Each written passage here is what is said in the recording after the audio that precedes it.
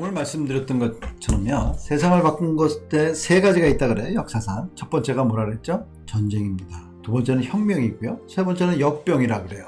자, 근데 이 두 가지의 공통점을 보면요, 첫째, 상상을 초월하는 변화가 일어난다. 두 번째는요, 이런 일이 한번 일어나면 절대 이전으로 돌아가지 않는다. 지금 코로나가 끝나고 우리 정상으로 다 회복했다고 막 이렇게 얘기하지만 과연 그럴까? 한번 두고 보시면 알게 될 거라고 생각합니다. 자, 그러면 현재 일어나고 있는 상황들을 한번 보시면 어떻습니까? 지금 미중 간의 무역전쟁 이러던 것이 지금 우크라이나에서 전쟁이 1년 이상이 지속되고 세상이 굉장히 많은 영향을 받고 있습니다. 또 혁명 어떻습니까?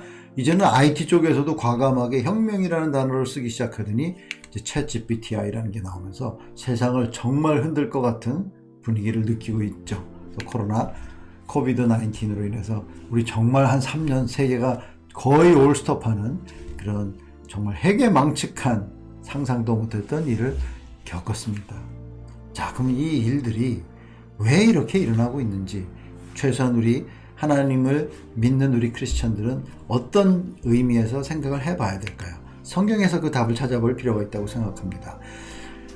예수님께서 십자가에 달리시는 금요일 전 그 주의 화요일날 감람산에 내려오시면서 마태복음 24장을 통해서 제자들에게 세상 끝날에 대해서 이야기하십니다. 그래서 이 마태복음 24장은 종말의 장이다 이런 말씀들을 하시죠. 여기서 보시면요, 예수께서 대답하시되 가짜 그리스도들이 나오기 시작하면서 세상 전쟁이 일어나고 혼란이 일어나고 갖가지 이 혼란스러운 상황들이 벌어질 것이다라고 분명히 이야기를 하십니다.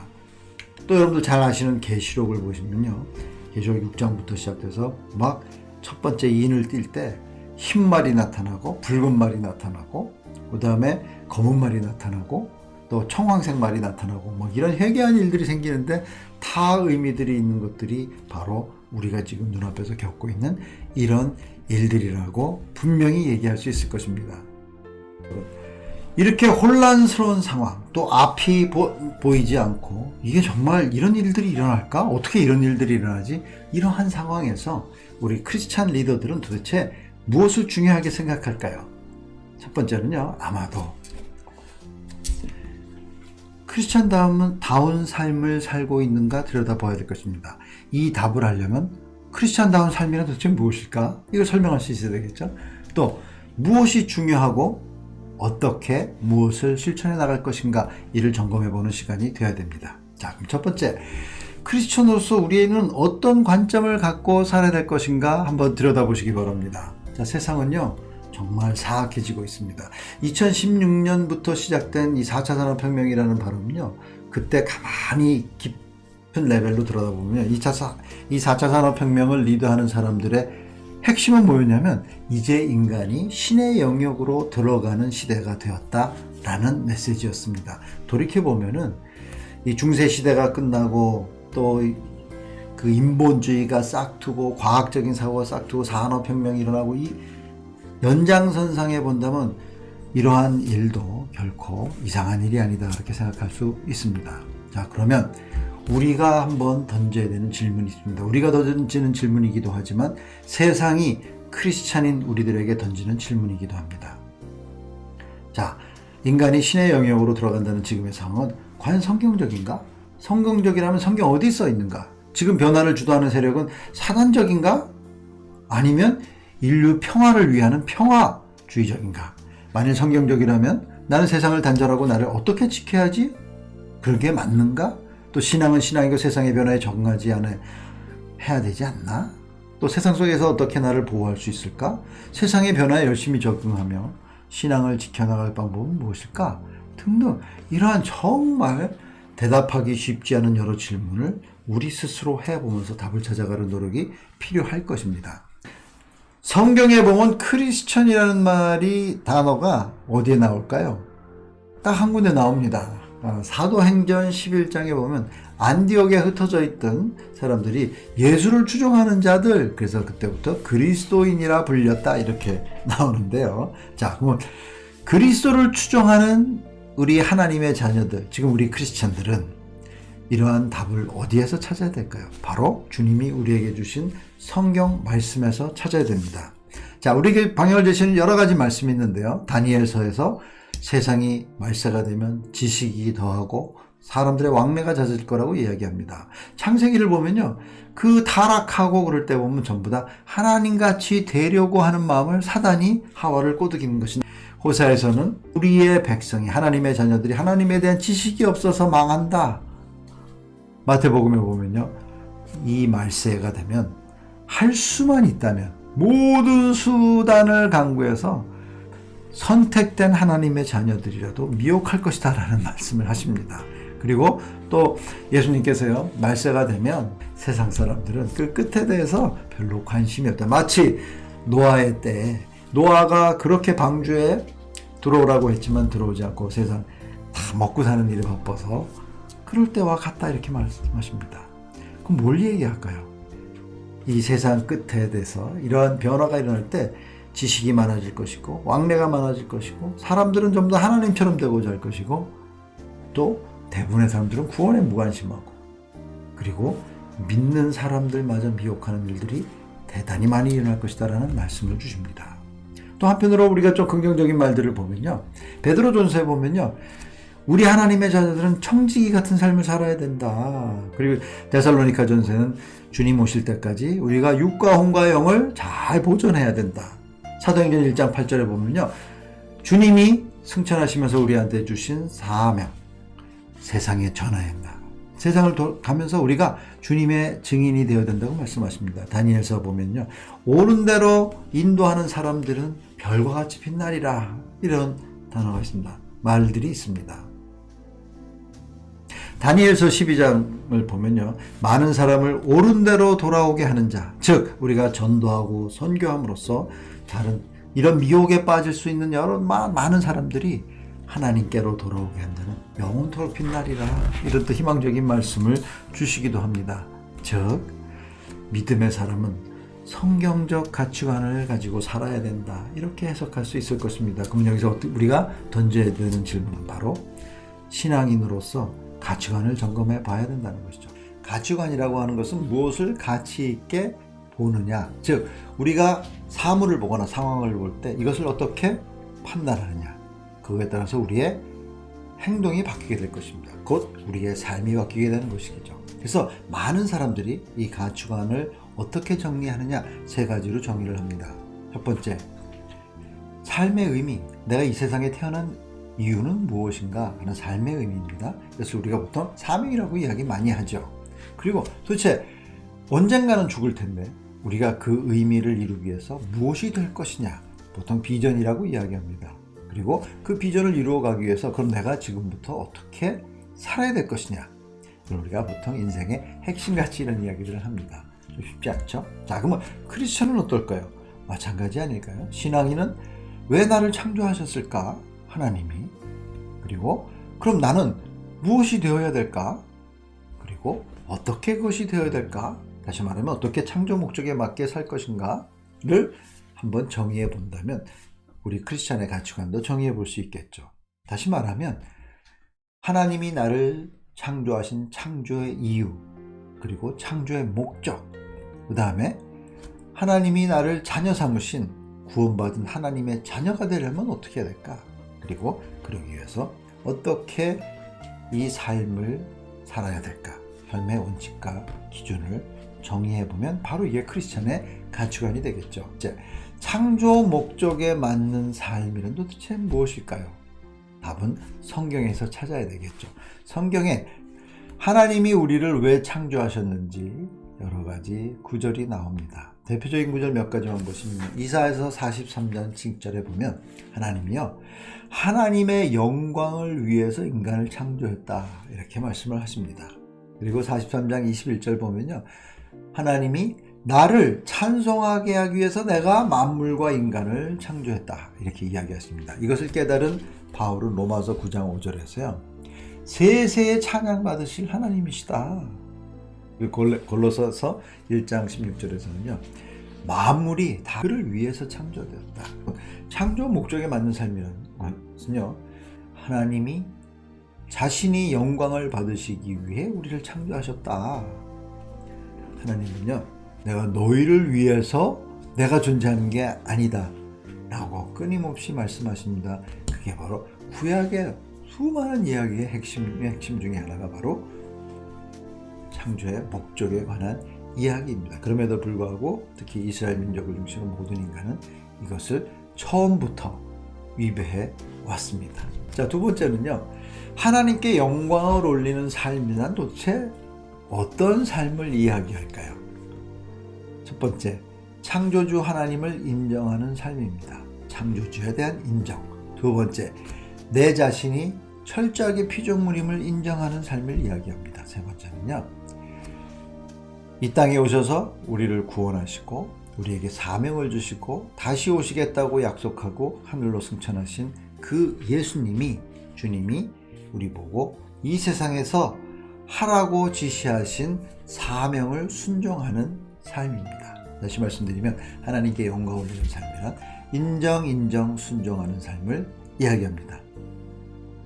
창조주 하나님을 인정한다는 것은 도대체 무엇일까? 그럼 그분의 무엇을 인정해야 될까요? 첫 번째, 그분은 어떤 존재인지, 존재론적 속성에 대해서 우리가 알고 인정해야 됩니다. 삼위일체이신 하나님, 창조주이신 하나님, 자존하신 하나님, 영원하신 하나님, 불변하신 하나님 등등의 그 존재론적인 속성이 있습니다. 두 번째는요, 그분이 일하시는 사역적 속성이 있습니다. 전지하신 하나님, 전능하신 하나님, 무소부재하신 하나님 등등의 사역에 관한 것들을 우리가 알고 하나님을 인정해 드려야 됩니다. 다음은요, 성품적 속성이 있습니다. 사랑의 하나님, 자비로우신 하나님, 또 은혜로우신 하나님, 공의의 하나님.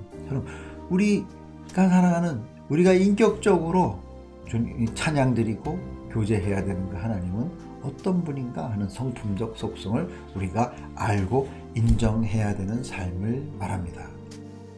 결국은 우리가 이런 것들을 알고 있는가 한번 들여다 보셔야 되겠죠.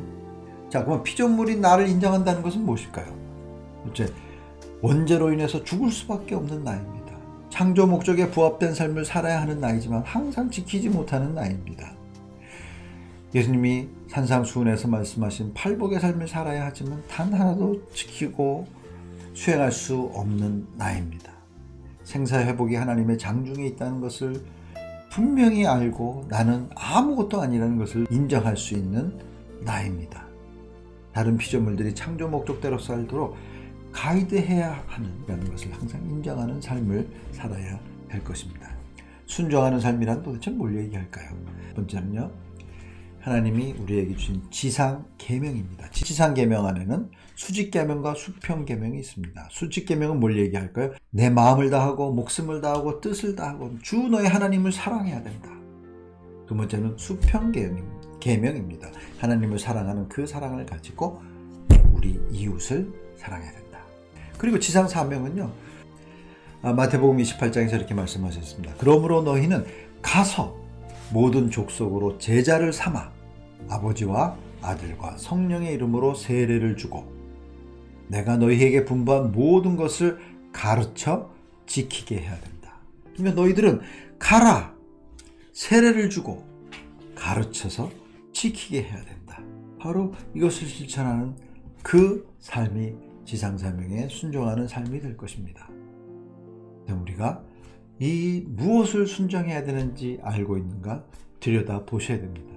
네, 지금까지 성경적 가치관에 대해서 잠깐 알아봤는데요. 자, 성경적 가치관을 가지기 위해서는 제일 중요한 게 뭘까요? 바로 성경에 대한 지식입니다.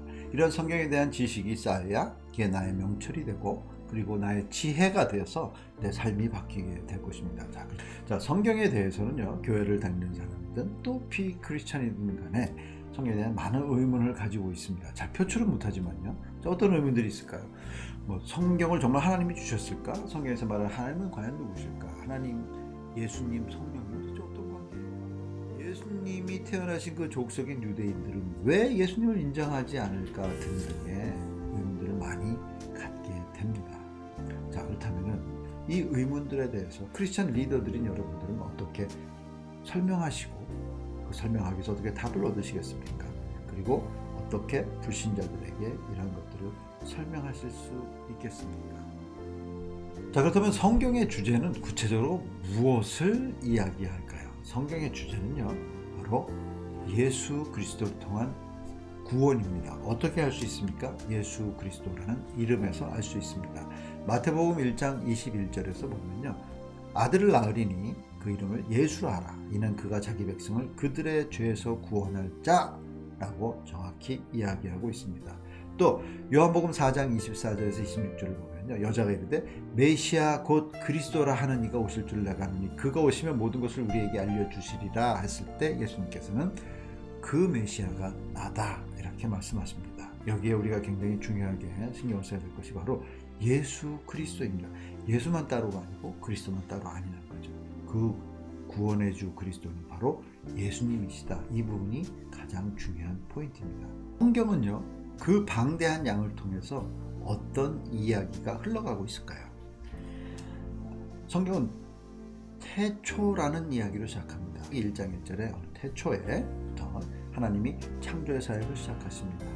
천사도 창조하셨고 그 천사가 타락해서 사탄이 되기도 하고 만물을 창조하시고 마지막에 인간을 창조하시면서 매우 기뻐하십니다. 하지만 인간은 사탄에 의해서 꼬임을 받고 타락하게 됩니다. 하지만 타락한 그 인간을 그냥 정죄하지 않으시고 구원해 주겠다고 약속을 주십니다. 타락한 인간은 그 죄 때문에 시간의 세계로 떨어지게 됩니다. 민족들을 형성하기 시작하고요. 그 가운데 이스라엘 민족이 형성이 됩니다. 그 형성된 이스라엘 민족에게 율법을 주시고 성막과 성전을 허락하십니다. 그리고 끊임없이 말씀하시는 것이 우상 숭배를 하지 마라. 하지만 이스라엘 민족은 끊임없이 우상 숭배를 하고 그러므로 저주를 받고 혼이 나고, 하지만 하나님께서는 다시 회복시켜 주십니다. 이 반복되는 스토리들이 구약을 이루고요. 이 구약을 통해서는 메시지가 끊임없이 예언이 지속됩니다. 바로 구원주 메시아가 오신다 하는 예언입니다. 때가 돼서 오십니다. 그리고 십자가에서 죽으시고 부활하시고 승천하시면서 저희에게 성령을 보내주십니다. 성령을 받은 이 땅에서는 교회가 시작이 되고요. 그리고 그 복음이 이방으로 넘어가는 교회 시대가 시작이 됩니다. 성경이 이방으로 넘어가는 이 교회 시대에는요, 하나님께서 말씀한 이 세상 신이 지배하는 시대가 됩니다. 그래서 사탄의 시대라고 말하기도 하고, 수많은 산고 또 재난과 고난들이 임하기 때문에 산고의 시대라고 하고, 가장 중요한 것은 이 시간을 통해서 이방인 추수가 이루어지게 됩니다. 그러다가 어느 때가 되면 예수님이 다시 재림하셔서 심판하시고, 그 심판에 의해서 하나님의 자녀가 아닌 모든 악한 것들은 불못에 던져지고 하나님의 자녀들이 다시 저 세상 영원한 세계 천국으로 다시 들어가는 이야기입니다. 이게 신약의 이야기이고요. 보시는 것처럼 창세기 1장 2절에서 시작한 이 영원한 세계가 계시록 21장 20절에 영원한 세계로 다시 돌아가는 그 스토리입니다. 그래서 지금 이 시간의 세계는 바로 예수님이 오신 시점을 중심으로 그 전은 BC 주전이라고 하고, 예수님이 오신 이후에 이 시간을 AD에서 서력기원 또는 주님이 오신 그 주님의 기원, 이런 식으로 시간을 나누기도 합니다. 영원한 세계에서 시작해서 하나님의 자녀들이 지상세계로 떨어지고 다시 영원한 세계로 돌아가는 하나님의 계획에 관한 이야기입니다. 성경의 주제는 바로 이 과정의 구원을 뜻하고요. 그 구원해주는 유일하신 예수 그리스도이심을 말씀하는 그 내용들이 바로 성경의 핵심 내용입니다. 그 나라에 이를 때까지 순례의 걸음 멈추지 않으며 어떤 시련이 와도 나 두렵지 않네. 주와 함께 걷는 네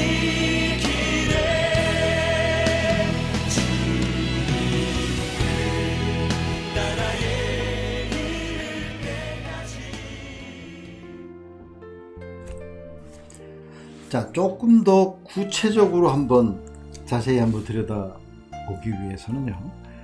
창세기 5장부터 나온 족보들을 한번 유심히 볼 필요가 있습니다. 창세기 5장 보면 뭐 굉장히 많은 족보들인데 도대체 이런 이야기들이 왜 나올까? 여기서 우리가 알 수 있는 것을 한번 표로 한번 그려보겠습니다. 자, 창세기 5장의 그 족보로부터요, 이런 테이블을 한번 만들어 볼 수 있습니다. 자, 아담이 타락해서 이 세계의 시간의 세계가 시작된 것을 제로 포인트, 스타팅 포인트라고 봤을 때요, 첫 아들 그 셋의 출생의 나이가 130, 아담이 130대 첫 아들을 낳았습니다. 그렇다면 셋은 출생 동안 아담 타락 이후 130년이 되겠죠. 그리고 셋은 912세에 죽었다 이렇게 되어 있습니다. 그렇다면은 셋이 죽은 해는 아담의 타락으로부터 1042년이 되는 해입니다. 그렇죠? 마할랄렐 같은 경우에는요, 태어난 출생 연도가 아담 타락 이후에 395년입니다. 첫 아들을 65세에 낳았고요. 그러면 마할랄렐의 아들 야렛은 460년에 태어나게 되고 962년에 죽게 됩니다. 따라서 야렛은 죽은 해가 아담 타락 이후 1422년이 되겠죠. 마찬가지로 창세기 11장부터 그 뒤에 쭉 계보들을 보면서 테이블을 만들면 셈부터 야곱까지의 이런 테이블을 족보를 만들어 볼 수가 있습니다. 자, 데라, 아브라함의 아버지 데라는 출생한 해가 아담 타락 이후 1878년입니다. 70세의 아들을 낳았다고 되어 있고요. 그래서 아브라함은 아담 타락 이후 1948년이 되던 해에 태어났고 175세에 죽었기 때문에 아담 타락 이후 2123년에 죽었습니다. 자, 이런 계산을 가지고요, 자, 저희가 한번 계산을 좀 해보겠습니다. 아담 타락을 시작점이라고 봤을 때 아담은 930살까지 살았습니다. 마할랄렐은 아담 타락 이후 395년에 태어나서 895년을 살았기 때문에 아담 타락 이후 1290년까지 살았습니다. 자, 노아는 어떨까요? 1056년에 태어나서 아담 타락 이후 2006년이 되는 해에 죽었습니다. 자, 아브라함은요, 아담 타락 이후 1948년에 태어나서 175세를 살아서 2123년까지 살았습니다. 아브라함이 태어난 해는 역사적으로 주전 2166년이 역사적으로 증명이 된 사실입니다. 이런 계산에 의한다면 성경 창세기 5장부터 뒤에까지 이 족보들을 이용해서 4114년 전이 아담이 타락해서 이 세상의 시간이 시작된 걸로 성경적으로 계산을 해볼 수 있겠죠. 자, 그러면 이런 계산을 가지고 다시 조금 더 성경의 이야기들을 디테일하게 들여다본다면 저 세상에 있었던 창세전의 창조, 천사 타락, 아담 창조까지 이어지고 그 다음에 아담이 타락한 이후에 이 세상이 시간이 시작이 됩니다. 그러면서 족보들이 시작이 되고 여러 가지 지금 구약에 나오는 성경 이야기들 등등등등이 나오게 됩니다. 예수님이 오셨고, 여기 예수님이 오신 초림의 시기를 기원 전 4년으로 보고 있습니다. 여기에는 기원 전 2년도 있고 뭐 여러 가지 학설이 있습니다. 저는 기원 전 4년이 맞다고 보고 있습니다. 여기서부터 중심으로 해서 어느 순간, 자, 지금 우리는 어디에 와서 살고 있을까요? 아마도 2020년을 지나서 요 정도에 있을 거라고 생각을 합니다.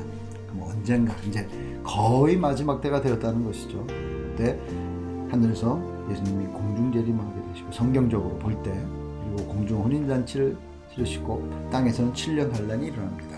그리고 지상 재림하시고 천년 왕국이 지속됩니다.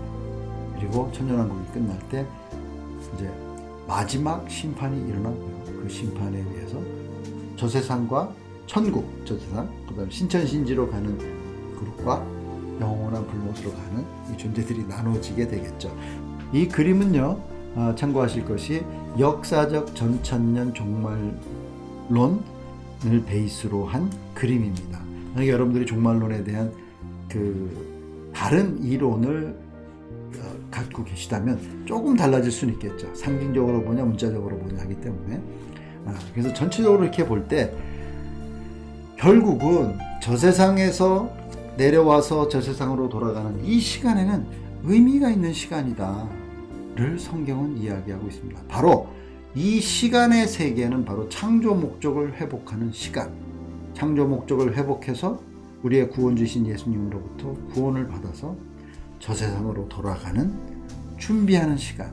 그 얘기는 뭐냐면 이 세상은 결코 우리의 본향이 될 수 없고 우리의 나그네 삶을 살아가는 세상일 수밖에 없다 하는 이야기입니다. 어떻게 할 수 있습니까?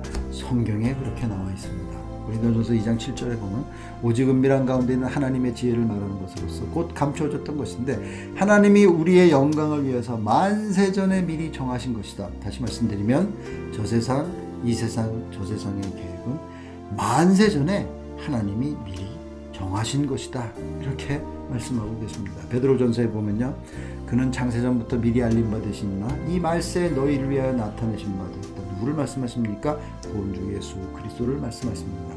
히브리서 11장 16절에서는요. 그들이 이제는 더 나은 본향을 사모하니 즉 우리의 하나님의 자녀들이 이 세상을 살아가면서 창조 목적 회복을 살아가는 우리들은 본향을 사모하는 삶을 살아야 된다. 그리고 우리가 가야 될 그 본향에는 창조 목적을 회복한 우리에게 우리를 위한 한 성이 예비되어 있다. 이렇게 말씀을 하십니다.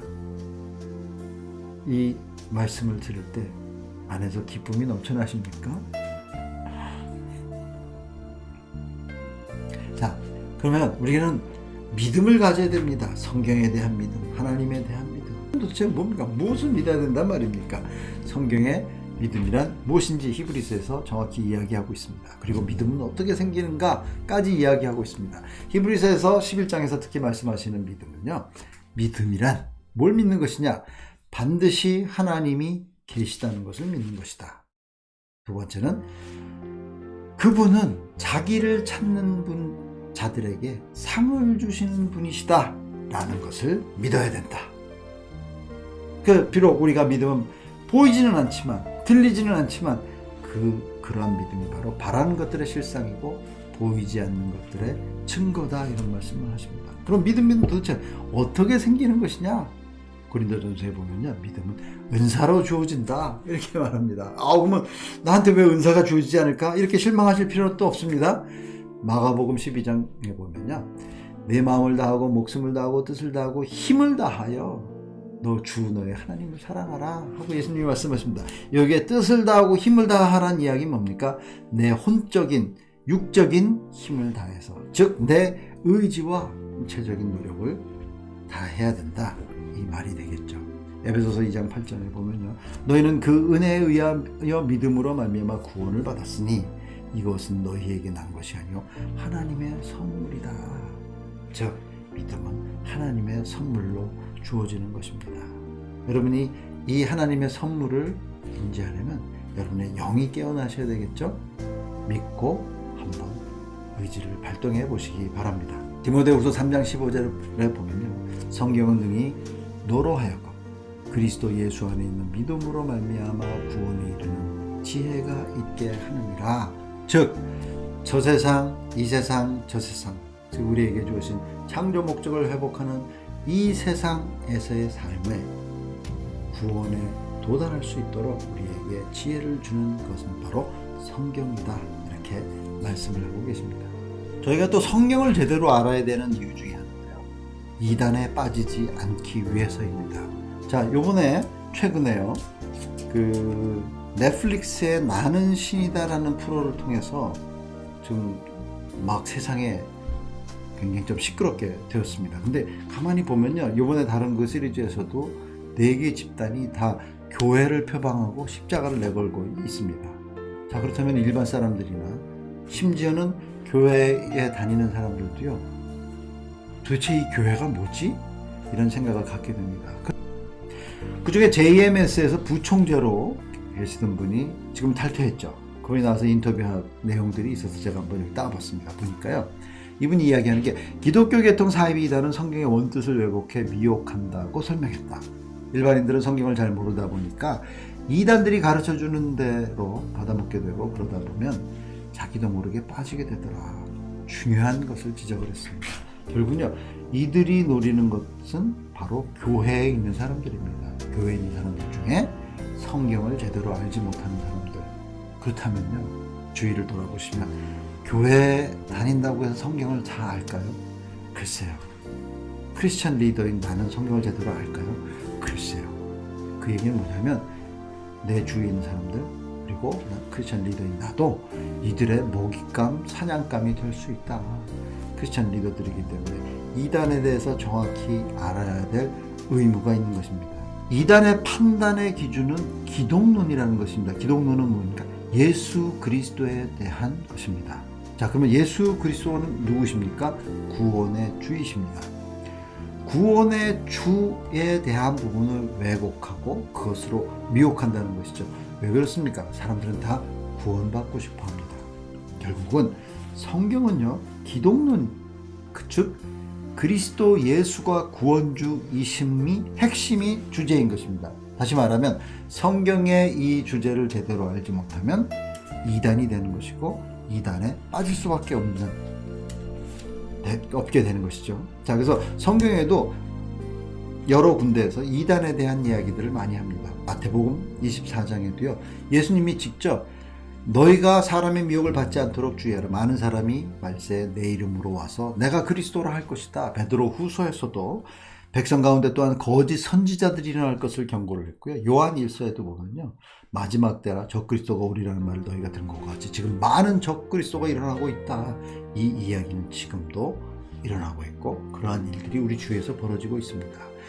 솔직히 이번에 넷플릭스에 다른 그 나오는 이단들은 이단이 아니라 사이비 종교 집단입니다. 이 사람들이 제일 사냥감이 많은 교회를 상대로 하기 때문에 십자가를 놓고 마치 교회에 있는 양 이렇게 하고 있습니다. 무엇이 중요합니까? 성경을 제대로 아는 것이 매우 중요한 이유이기도 합니다. 이단이라고 하는 것은요, 1세기 예수님이 오셨을 때 십자가 사건이라고 그 이후에 교회가 형성될 때부터 있어 왔습니다. 그래서 신학적인 개념으로 볼 때 이단은요, 예수님의 아이덴티티, 예수님의 정체성에 대한 문제를 제기 삼고 예수님의 정체성을 부인하는 것들을 이단이라고 정의를 해왔습니다. 그래서 이 도표에 보시는 것처럼 1세기부터 5세기까지 이 시기는 어떤 시기입니까? 교회가 형성이 됐고 기독교인들이 엄청난 핍박을 받아서 카타콤이라고 지하교회까지 형성이 됐었고, 근데 313년에 기독교가 로마 제국의 기독교가 공인되고 380년에 기독교가 국교화되면서 완전히 양상들이 변했죠.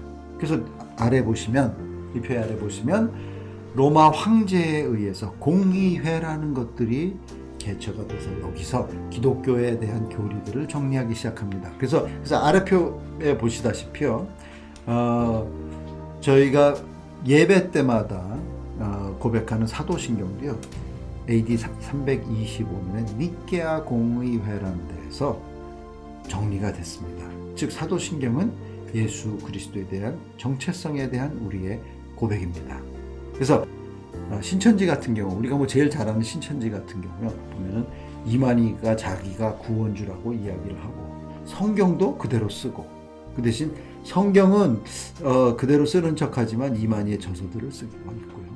그 다음에 성경 공부를 시켜준다는 미끼로 사람들을 미혹해 갑니다. 이런 것들을 그러면 추수꾼이라고 이야기를 하죠. 그래서 우리가 성경을 제대로 이해하고 예수 그리스도가 유일하신 구원주라는 것을 확실히 이해한다면 이런 이단에 빠지는 위험에서 벗어날 수 있을 것입니다. 실제적으로는요, 우리가 가장 경계해야 되는 이단은 바로 종교다원주의입니다. 이미 이 종교다원주의는요, 우리 주위를 감싸고 있고 우리가 다니는 교회도 이미 많이 장식당하고 있습니다. 왜 종교다원주의가 이단이냐? 종교다원주의는요, 모든 종교가 하나이고 모든 종교에는 이름만 다를 뿐 그리스도가 존재한다, 이렇게 주장하고 있습니다. 곧 모든 종교에는요, 모양은 다르지만 구원주가 있다, 이런 이야기인데요, 여기 분명히 그리스도라는 이야기가 나옵니다. 자, 제가 전에 성경의 주제는 뭐입니까? 예수 그리스도가 구원의 주, 이것이 성경의 핵심입니다.